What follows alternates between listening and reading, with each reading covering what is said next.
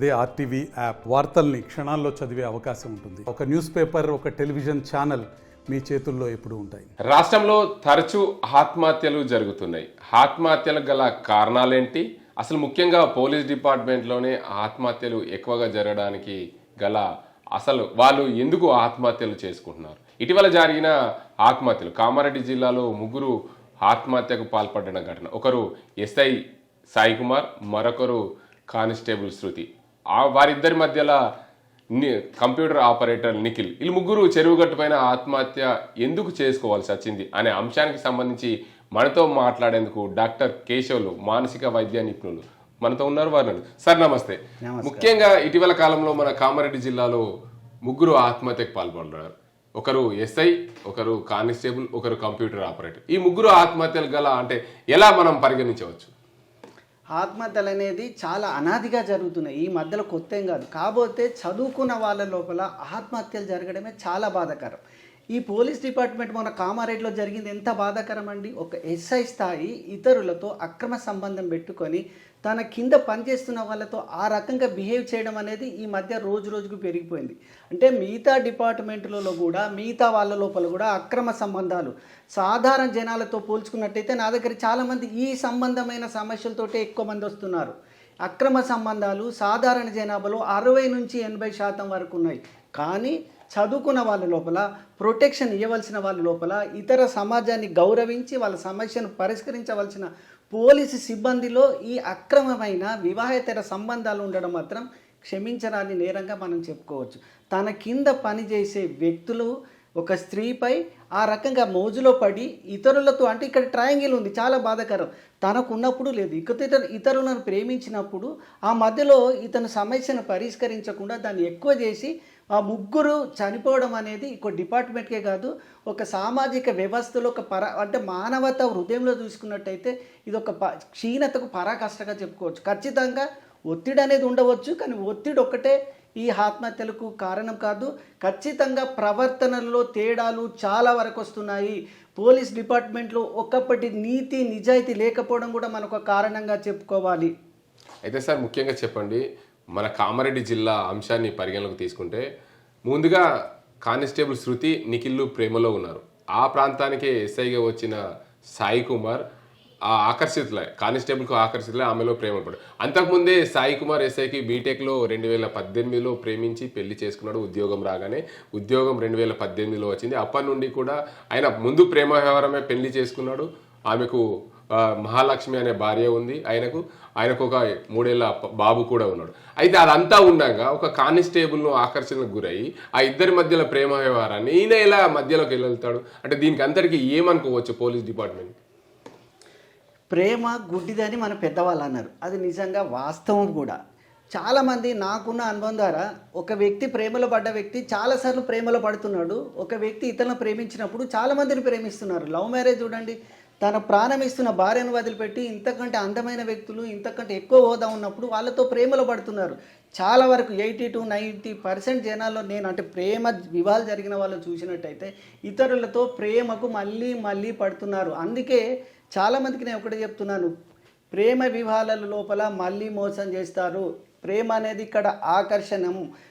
ఇంతకంటే మంచి వాళ్ళు ఉన్నప్పుడు అక్కడ కూడా ఆకర్షణకు గురైపోయి మిమ్మలను మోసం చేసే ఆస్కారం ఎక్కువగా ఉంది.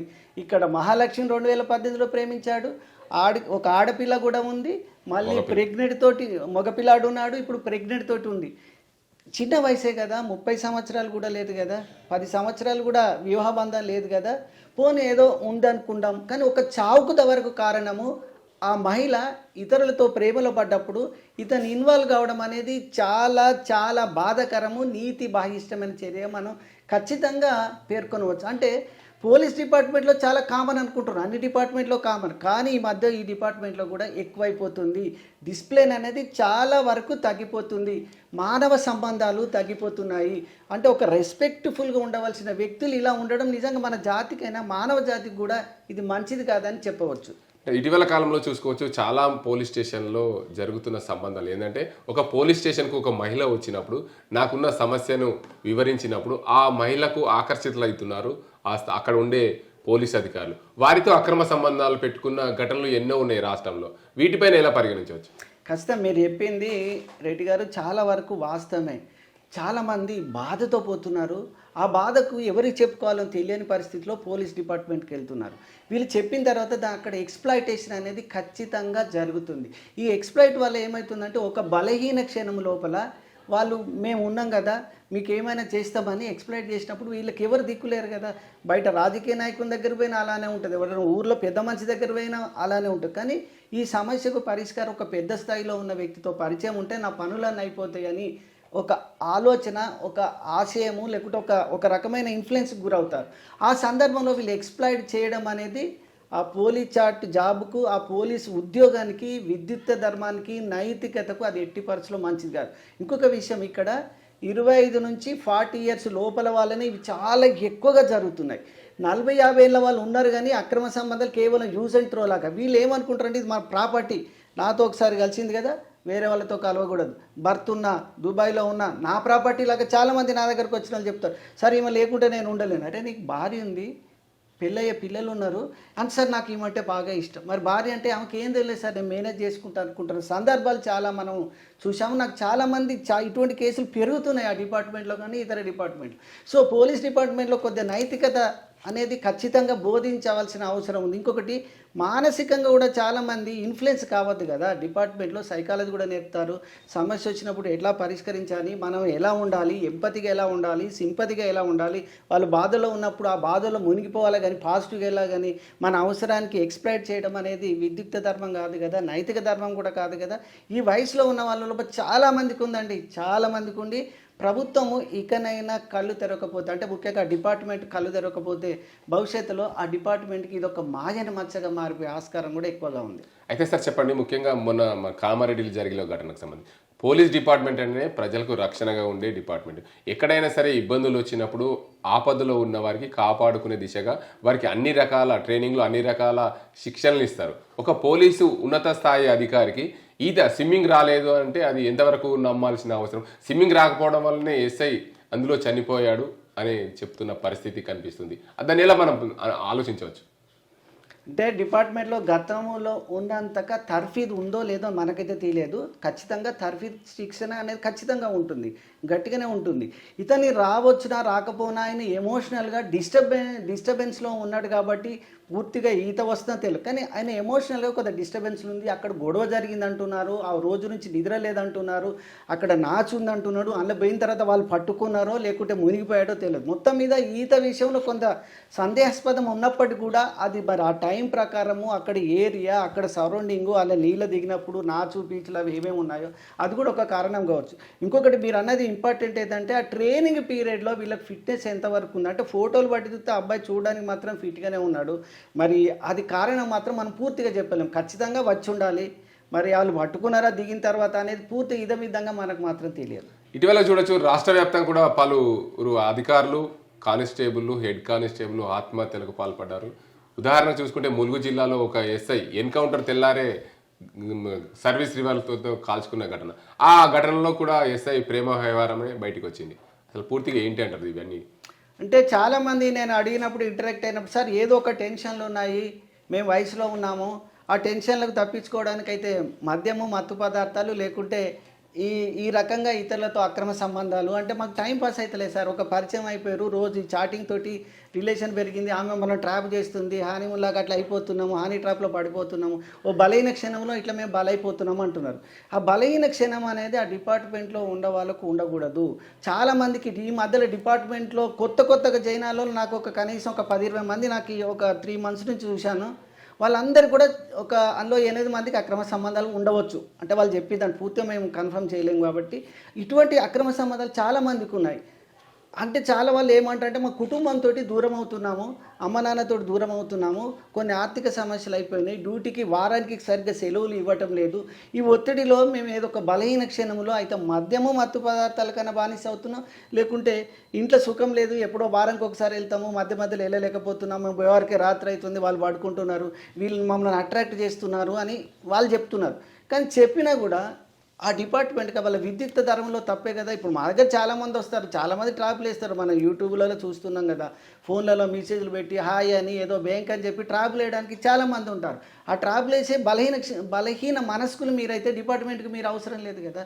అంత బలహీనంగా ఉండకూడదు, మీకు ట్రైనింగ్ కూడా గట్టిగా ఇస్తారు. కాబట్టి ఆ బలహీన మనస్కులు ఎవరైనా కూడా ఖచ్చితంగా మారాలి. డిపార్ట్మెంట్ పోయినాక ఒక పవర్ ఉంటుంది, ఆ అశోక చిహ్నమే ఎనఫ్. దాన్ని చూస్తే మామూలుడు కూడా భయపడే అంత తత్వం దానికి అనేది ఉంటుంది. కాబట్టి ఆ బలహీన మనస్కులు ఖచ్చితంగా మారాలి.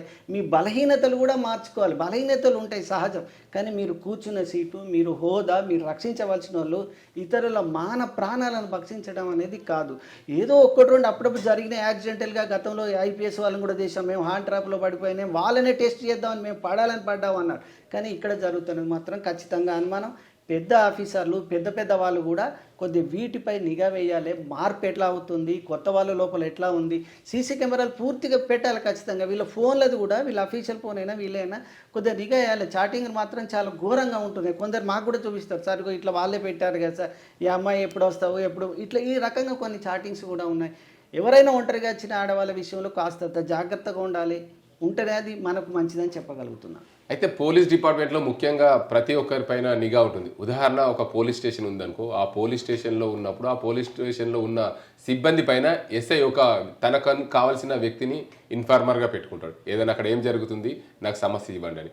అదే ఎస్ఐ పైన ఇన్ఫార్మర్గా సిఐ ఒక కానిస్టేబుల్ని పెట్టుకుంటాడు. సిఐ పైన ఇన్ఫార్మర్గా డిఎస్పీ ఒక వ్యక్తిని పెట్టుకుంటాడు. డిఎస్పీ పైన ఒక వ్యక్తిని ఎస్బీకి సంబంధించిన ఇంటెలిజెన్స్ అధికారిని, ఎస్పీకి సంబంధించిన అధికారులు పెట్టుకుంటారు. అదేవిధంగా ఎస్పీకి సంబంధించిన పూర్తిగా నిఘా ఉండడానికి జిల్లాలో ఏం జరుగుతుందనే అంశానికి సంబంధించి ఇంటెలిజెంట్ అంటే స్పెషల్ బ్రాంచ్కి సంబంధించిన అధికారులని పెట్టుకునే అవకాశాలు ఉన్నాయి. రాష్ట్ర వ్యాప్తంగా పోలీసు వ్యవస్థ పైన పూర్తిగా నిఘా వ్యవస్థ ఖచ్చితంగా ఉంటుంది. అదే ఎస్ఐ ఇలాంటి ఘటనకు పాల్పడినప్పుడు సిఐ ఏం చేశారు, దానికి సంబంధించిన డిఎస్పీ ఏం చేస్తున్నారు, జిల్లాకు సంబంధించిన ఎస్పీ ఏం చేస్తున్నారు? ఇది చాలా మంచి క్వశ్చన్. కేవలము శాంతి భద్రతలే కాదు, పోలీసులు చేస్తున్న కొన్ని అంటే డిపార్ట్మెంట్లో కొందరు, పాపం అందరినీ మనం బ్లేమ్ చేయలేము, కొందరు చేస్తున్నటువంటి ఇటువంటి దుర్మార్గమైన చర్యల వల్ల మనకు ప్రజల లోపల కూడా ఒక హేయభావం వస్తుంది. బయట కూడా అరే డిపార్ట్మెంట్ ఇట్లయింది, అసలు పోలీస్ స్టేషన్ అంటే ఒక గతంలో భయం ఉంది, ఇప్పుడు ఫ్రెండ్లీ అంటున్నారు. ఈ ఫ్రెండ్లీ ఏమవుతుంది, డీప్ ఫ్రెండ్లీగా అయిపోయి లవ్ అక్కడ దాకా వెళ్ళిపోతున్నారు. ఇది కూడా మంచిది కాదు. మీరు అన్నట్టు ఖచ్చితంగా మార్పు అనేది రావాలి కదా. మార్పు లేకుండా డిపార్ట్మెంట్లో లేకుండా కష్టమే. అయితే మీరు అన్నారు కదా, నిఘా అనేది ఉండాలి, ఖచ్చితంగా నిఘా ఉండాలి. ఇతని గురించి గత 2-3 monthsగా ఈ సంఘటనలు జరుగుతున్నాయి. ఏదో ఒక బాధలో ఉన్నాడు, ఆమె కూడా ఎవరో ఒకరు కంప్లైంట్ ఇచ్చారు ఒక డిఎస్పీ స్థాయి అధికారికి, వాళ్ళు పట్టించుకోలేదనేది పేపర్లో మాత్రమే చూసాం, నాకు తెలియదు కానీ పేపర్లో చూసాం. సో ఇతని ప్రవర్తనలో ఏమాత్రం తేడా వచ్చినా ఆ పోలీస్ స్టేషన్లో ఉన్న వాళ్ళకి ఖచ్చితంగా తెలుస్తుంది. అందులో 10 మంది ఉన్నా కూడా ఖచ్చితంగా సగానికి పైగా ఈసారితో ఎక్కువ రియాక్ట్ అవుతున్నారు, ఈ అమ్మాయి ఎక్కువ అవుతుంది, వీళ్ళు ఎక్కువ క్లోజ్ అవుతున్నారు, ఎక్కువ మూవ్ అవుతున్నారు, ప్రవర్తనలో ఖచ్చితంగా తేడాను గుర్తుపడతాం. ఆ తేడాను గుర్తుపట్టి ఎవరో ఒకరు ఖచ్చితంగా పై ఆఫీసర్ కానీ ఒక డిపార్ట్మెంట్ కానీ ఇంటెలిజెన్స్ వాళ్ళకి ఖచ్చితంగా ఇన్ఫర్మేషన్ అనేది ఇవ్వాలి. ప్రతిరోజు స్టేషన్లో ప్రతి వ్యక్తి యొక్క ప్రవర్తన గురించి ఒక డిపార్ట్మెంట్ అనేది ఫ్యూచర్లో పెట్టాలి, లేకపోతే ఇప్పుడైనా పెట్టాల్సింది. ఎవరేం చేస్తున్నారు అనేది సస్పీషియస్నెస్గా అనుమానాస్పదంగా అనిపించినప్పుడు అది డిపార్ట్మెంట్కి ఇన్ఫర్మేషన్ ఇస్తే రేపు వీళ్ళకు బాగుంటుంది, వాళ్ళకు కూడా బాగుంటుంది కదా. ఖచ్చితంగా మీరు అన్నట్టు ఒక నిఘా వ్యవస్థలో వితిన్ ద డిపార్ట్మెంట్ లోపల బిహేవియరల్ గురించి అంటే వీళ్ళ ప్రవర్తనల గురించి చాలామంది కరప్షన్ చేస్తున్నారు, కాదలేని సత్యం. దాంతో సహా వాళ్ళు ఇతరత్ర బ్యాడ్ బిహేవియర్స్ ఏమన్నారు, దాంతో సహా కూడా మనం ఇన్ఫర్మేషన్ అనేది ఇవ్వాలి. ఏ చిన్నపాటి అనుమానం దొరికినా కూడా పై స్థాయి అధికారి ఖచ్చితమైన పనిష్మెంట్ ఇస్తే ఈ పరిస్థితి వచ్చేది. అయితే సార్, అయితే ఇటీవల కాలంలో జరిగిన ఘటనకు సంబంధించి అంటే ఎస్ఐ సాయి కుమార్కి సంబంధించిన అంశాన్ని పరిగణలోకి తీసుకుంటే ఖచ్చితంగా ఒక సిఐకి ఈ ఎస్ఐ మీద నిఘా ఉంటుంది. ఖచ్చితంగా ఒక డిఎస్పీకి సిఐ పైన ఆ సర్కిల్ పరిధిలో ఏం జరుగుతుందో డిఎస్పీకి నిఘా ఉంటుంది. పూర్తి స్థాయిలో ఆ డివిజన్ పరిధిలో ఉన్న డిఎస్పీకి వీళ్ళు ఎస్ఐలు సిఐలు ఏం చేస్తున్నారు, కింది స్థాయి సిబ్బంది ఏం చేస్తుంది, వారికి సంబంధించిన మనుషులతో నిఘా పెట్టుకున్నారు. ఎస్ఐ ఇలాంటి ప్రవర్తన చెందుతున్నాడు, ఇలా ఒక అమ్మాయితో లవ్ ఎఫ్ఐఆర్ ఉన్నదని చెప్పి అతనిపైన నిఘా ఉన్న అధికారులు ఆయనను ఎందుకు వారించలేకపోయారు, ఆ ఇద్దరికి సంబంధించిన అంశాన్ని ఆ డిపార్ట్మెంట్ పరంగా ఎందుకు వాళ్ళు దృష్టి పెట్టలేకపోయారు అన్నది మనం ఏమనుకోవచ్చు?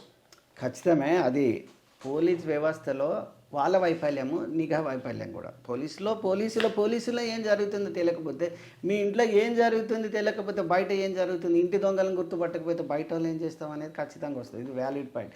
ఇంకోటి ఏంటంటే ఈ 2024లో ఈ రోజు వరకు జరిగిన సంఘటనలు చూసుకున్నట్టయితే 14 మందికి పైగా పోలీస్ పర్సనల్ ఆత్మహత్యకు పాల్పడ్డారు.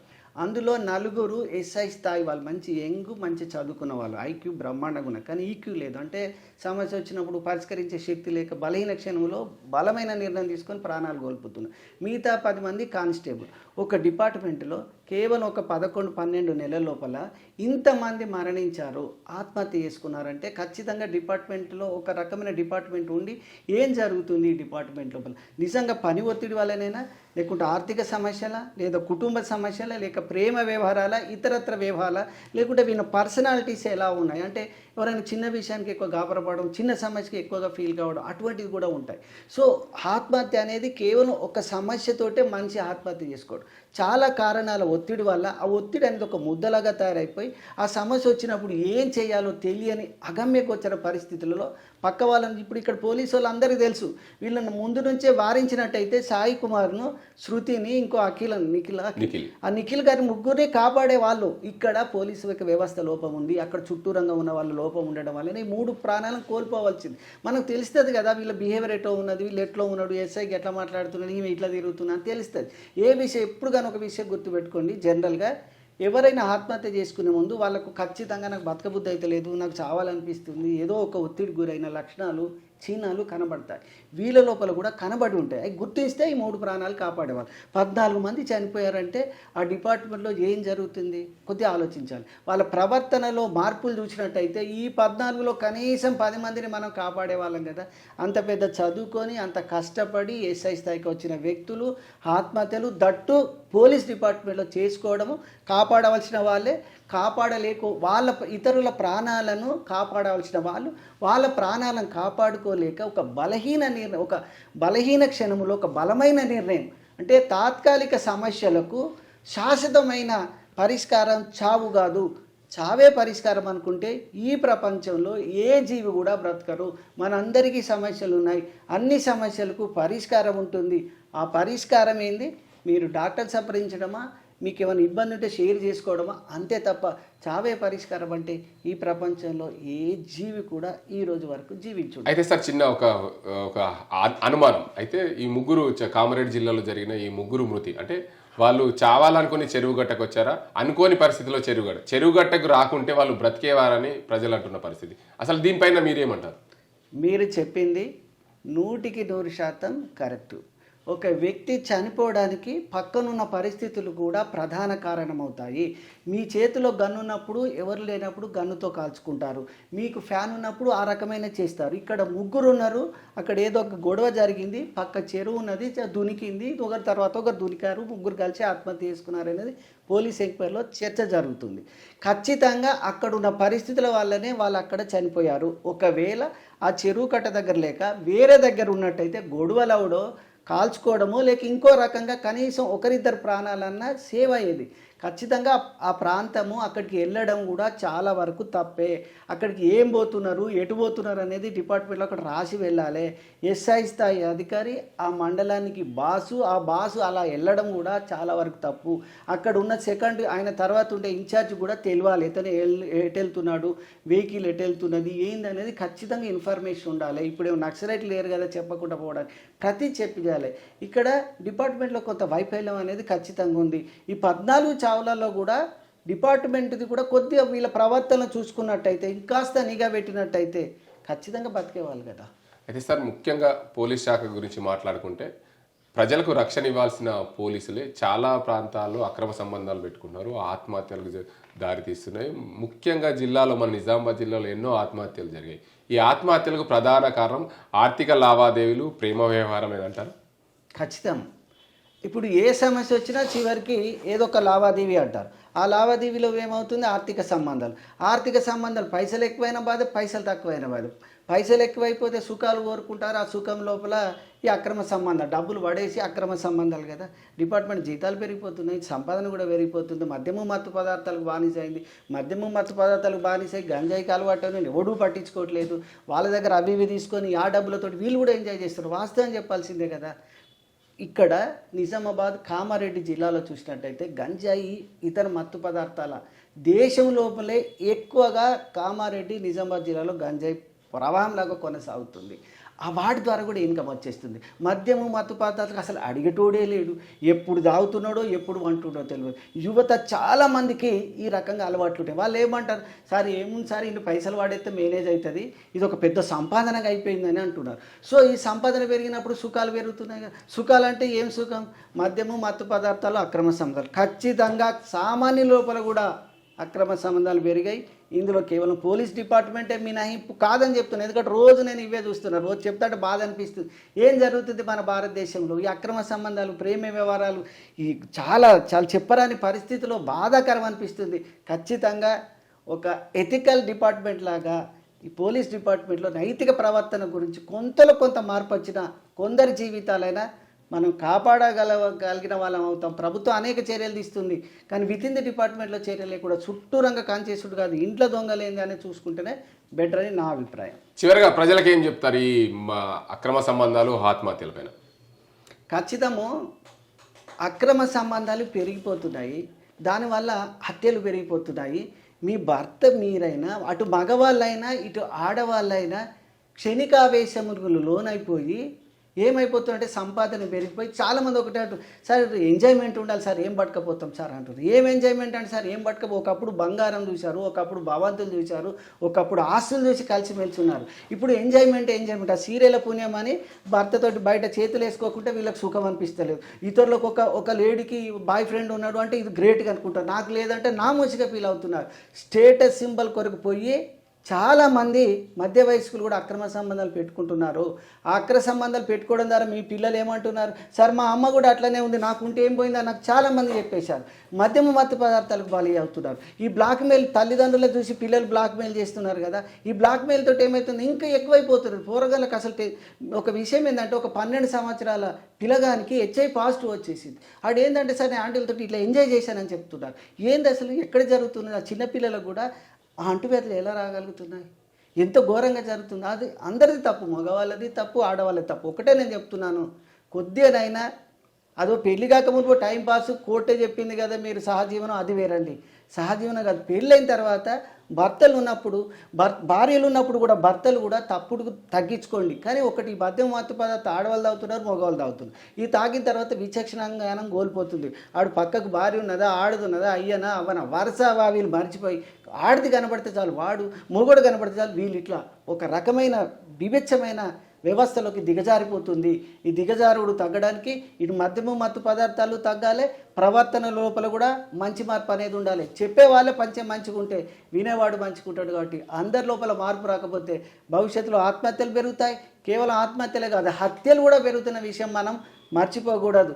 సమస్య పరిష్కారం ఆత్మహత్య కాదు, హత్యలు కాదు, ఆలోచించే విధానంలో మార్పు ఉండాలి. IQ పెరుగుతుంది, కానీ EQ ఎమోషనల్ కోషెంట్ ఇంటెలిజెన్స్ తగ్గిపోతుంది. సమస్యను పరిష్కరించే సత్తా పెరుగుతూనే మనం బతుకుతాం. నీకు MDలు కొట్టు, ఏం సంపాదించినా కూడా ఆ కంట్రోల్ చేసుకునే శక్తి, సమస్య పరిష్కరించిన శక్తి లేకపోతే చదివింది వృధా, ఎంత చదివినా వేస్ట్, ఎన్ని కోట్లున్నా వేస్ట్. ధైర్యంగా ఉండండి, ప్రతి సమస్యకు పరిష్కారం ఉంటుంది. ఆలోచిస్తే అన్ని సమస్యల పరిష్కారం ఉంటుంది. ఆలోచించకుండా ఆగం అయిపోయి ఏమో అయిపోయింది, ఏం కొంపనట్టకపోతే ఆయన పట్టుకుపోయి చీరల కూడా అవసరమా? ఏదో ఉంటే కేసు పెట్టి ఉద్యోగం తీసేసి ముగ్గురు బతికేవాళ్ళు కదా. సో ఇటువంటి రిపీట్ కాకుండా మార్పు రావడానికి అందరూ సహకరించాలని కోరుతున్నాం. Okay sir, thank you very much sir.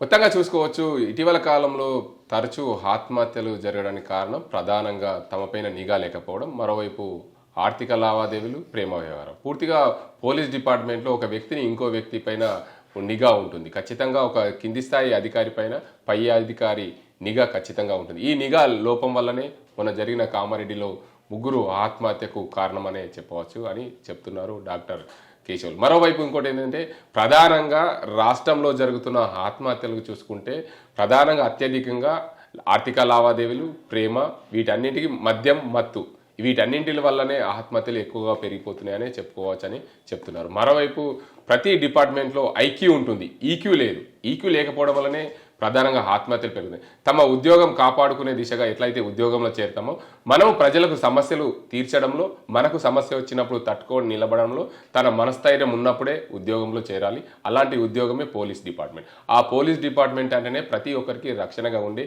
Department ఇది. ఆ రక్షణగా ఉండాల్సిన మీరే భక్షకులు అయితే ఎలా అనే క్వశ్చన్ రేజ్ అవుతున్న పరిస్థితి. ఏదేమైనప్పటికీ కామారెడ్డిలో జరిగిన ముగ్గురు ట్రయాంగిల్ లవ్ స్టోరీకి సంబంధించి చూసుకుంటే ముగ్గురు క్షణికావేశంలోనే ఆత్మహత్య చేసుకున్నారని చెప్పచ్చు. కానీ వాళ్ళు అక్కడ వెళ్ళిన ప్రదేశాన్ని బట్టి చూస్తే ఆత్మహత్యకు ఎక్కువగా ప్రేరేపించే దిశగా ఆ ప్రదేశం ఉంది. వాళ్ళు వేరే ప్రాంతానికి వెళ్తే బతికి ఉండేవారేమని చెప్తున్నారు డాక్టర్ కేశవులు. ఇది ఇక్కడ పరిస్థితి. సచిన్తో గంగారెడ్డి, RTV నిజామాబాద్. మరిన్ని వీడియోస్ కోసం ఛానల్ ని సబ్స్క్రైబ్ చేయండి. లేటెస్ట్ అప్డేట్స్ కోసం వాట్సాప్ ఛానల్ ని ఫాలో అవ్వండి. అండ్ లింక్ డిస్క్రిప్షన్ లో ఉంది.